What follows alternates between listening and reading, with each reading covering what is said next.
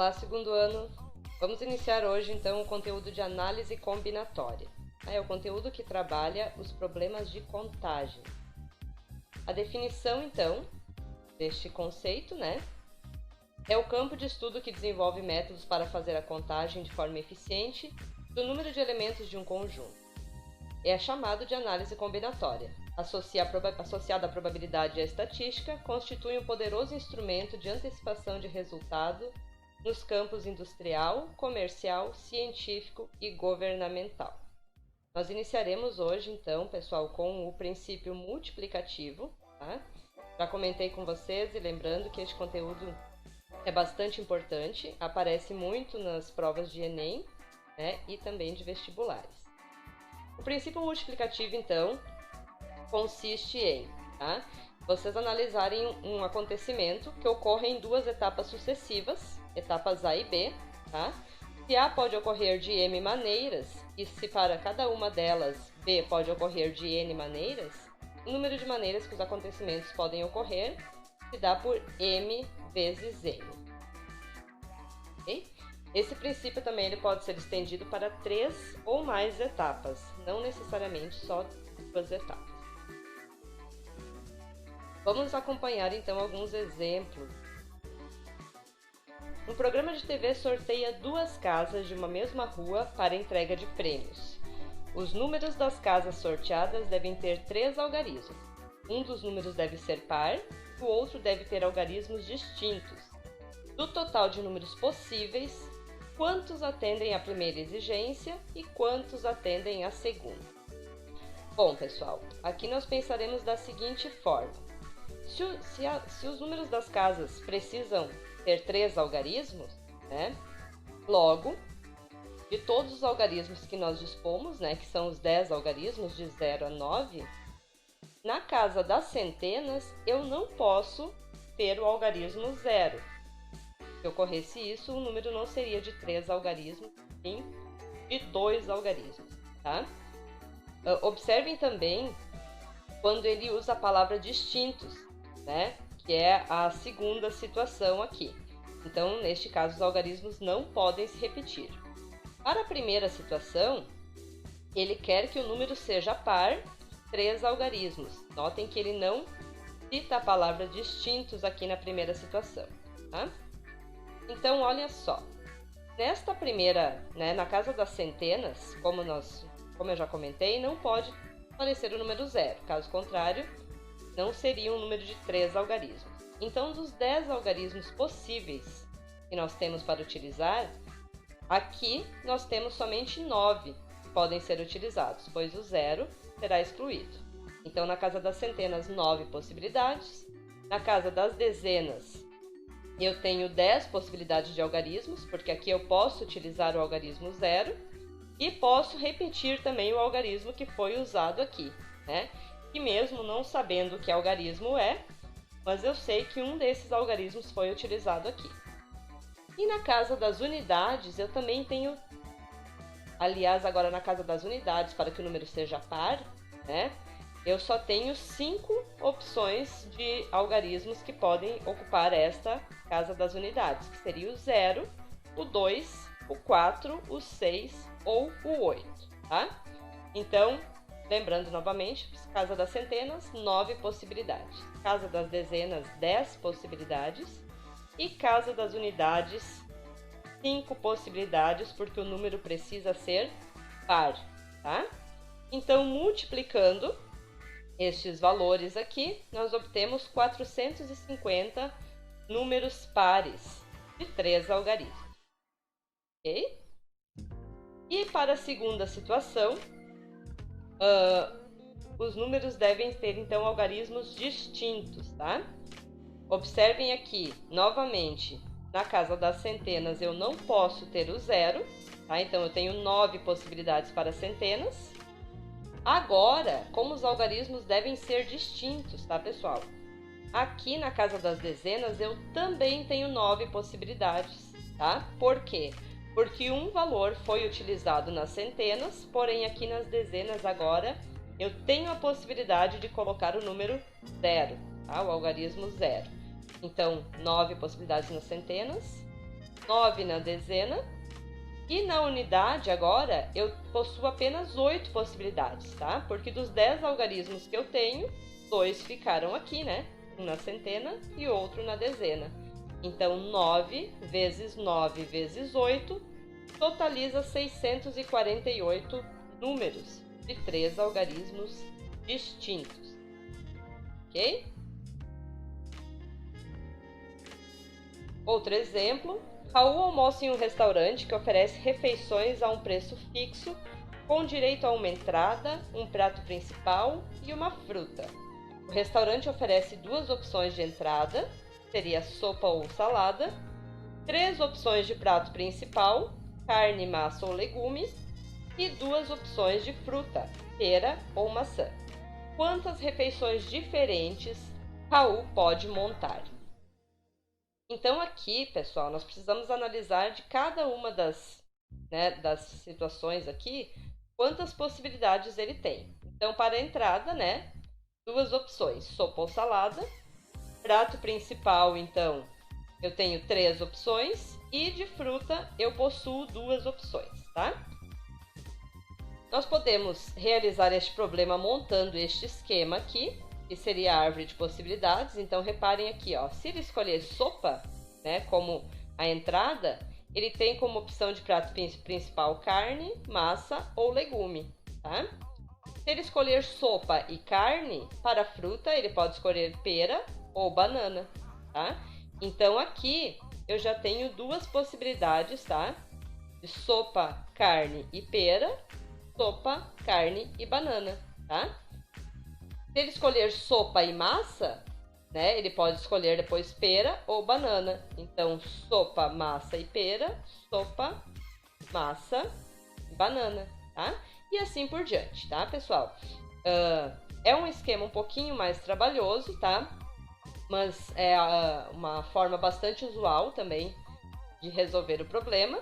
E podemos também utilizar o princípio multiplicativo, então. 2 opções de entrada, 3 opções de prato principal e 2 opções de fruta, Multiplicando estes 3 termos aqui, nós temos, então, 12 possibilidades, de escolher refeições diferentes. Então, contando aqui, também nós encontramos 12 possibilidades. São 2 formas de resolver um mesmo problema, tá? Então, aqui seria a árvore de possibilidades, ou diagrama da árvore, ou ainda diagrama sequencial, como vocês preferirem. Exemplo C. Agora vamos considerar 2 lançamentos sucessivos de uma moeda e resultados podem ser obtidos.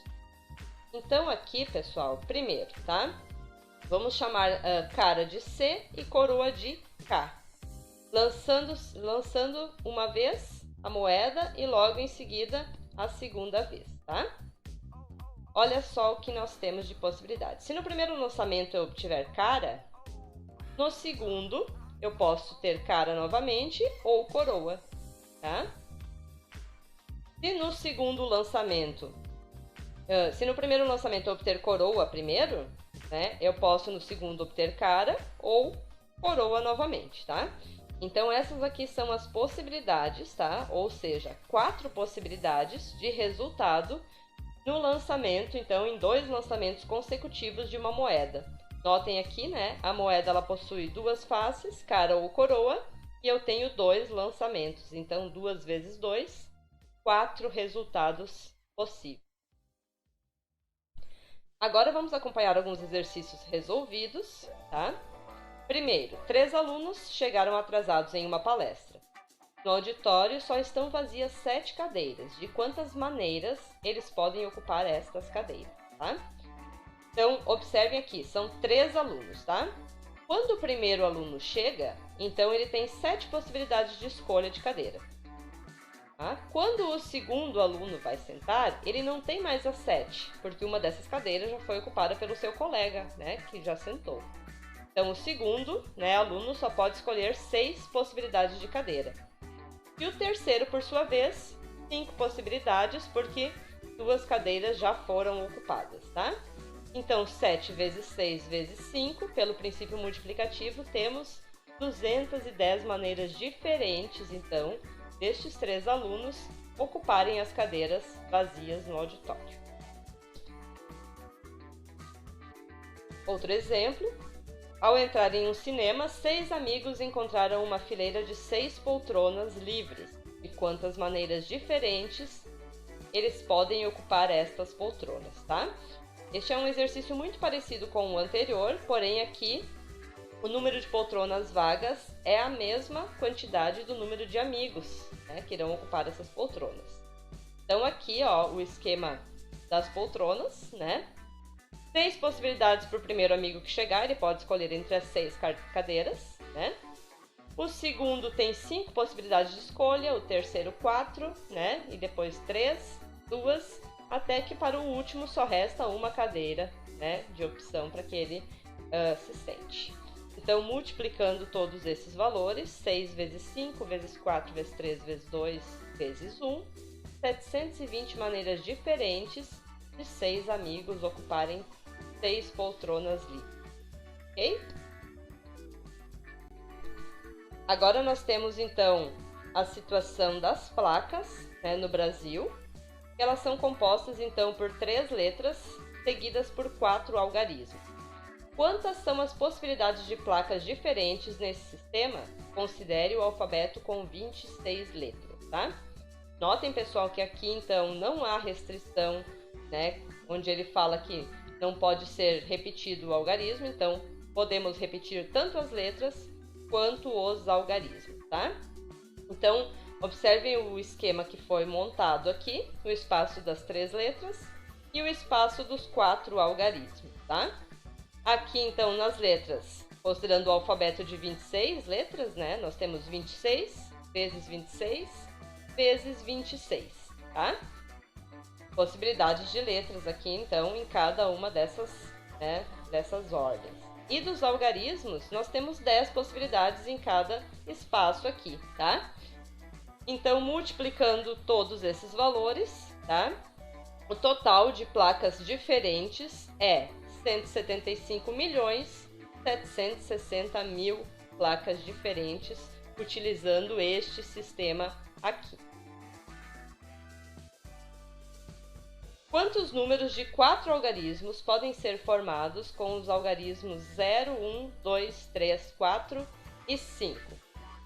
Então, o esquema abaixo, então aqui nós temos a representação de um número de 4 algarismos, né? Unidade, dezena, centena e unidade de milhar, né? E aqui nós temos 6 algarismos que podem ser utilizados, tá? Lembrando, como eu quero número de 4 algarismos, na casa aqui do milhar, da unidade de milhar, eu não posso utilizar o 0, né? Caso contrário, não seria número de 4 algarismos. E eu tenho, então, 5 possibilidades para a casa das unidades de milhar, tá? Então, 5 possibilidades aqui.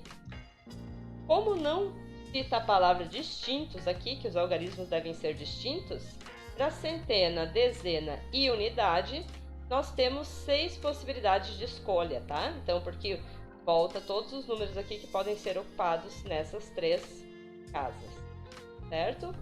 Multiplicando todos os valores, 1080 números de 4 algarismos, tá? Com estes algarismos fornecidos aqui, né?